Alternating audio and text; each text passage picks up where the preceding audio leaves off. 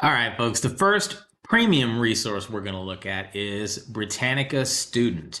So I'm on my ClassLink Launchpad, and you're going to go into this folder called Library Resources, which is where all of these premium resources can be accessed. And I'm going to select Britannica. We're going to talk about a couple of the other ones in a minute. Now, if you've used Britannica in the past, you'll notice it looks a little bit different, at least the first couple of pages do.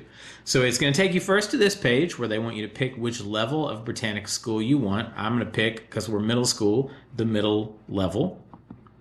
And then this home page also looks a little different.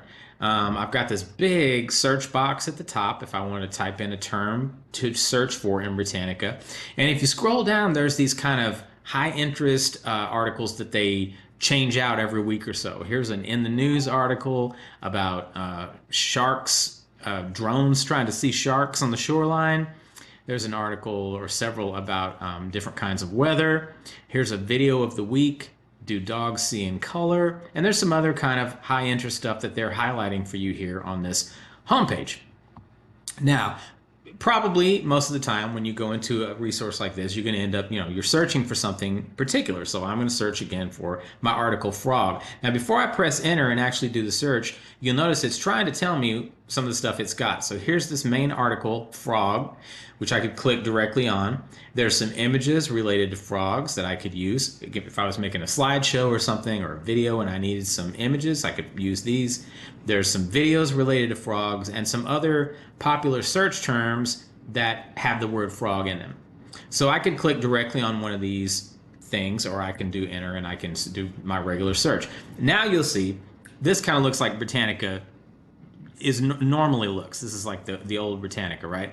So I've got all the articles they're going to show me that have the term frog in them, and probably the one at the top is the one that I want, this frog amphibian.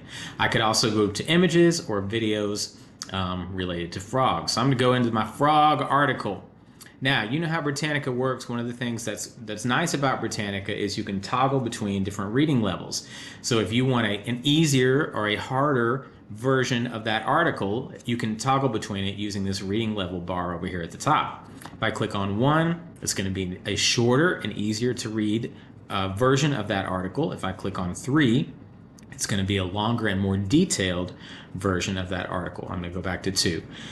And then you'll also notice at the top, again, I could click on this tab for images and video that I could use. And there's a lot more than were showing up in just that little, when we put it in the search bar earlier. I could click on related info, where here are other articles that are related. And you'll notice over here on the left too, there's primary sources that you could click on, and there are what they call the web's best sites. So if I click on that, here are some other websites that they have checked out and said, hey, these are really good sources of information about that topic. Like, for instance, here's this Burke Museum article about frogs. So it can send you somewhere else that you might be able to use.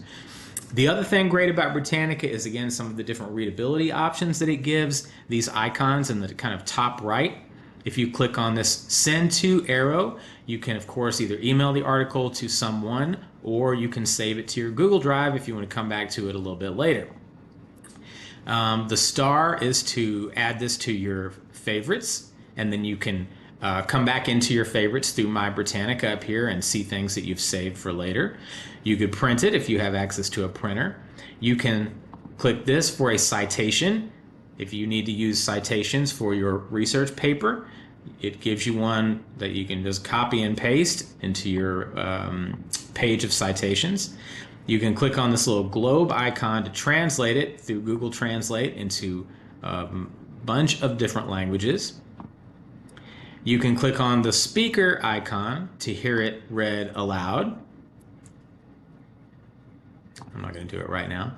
And you can use this plus and minus to make the font bigger or smaller to make it easier for you to read. So that's just some of the things that Britannica can do.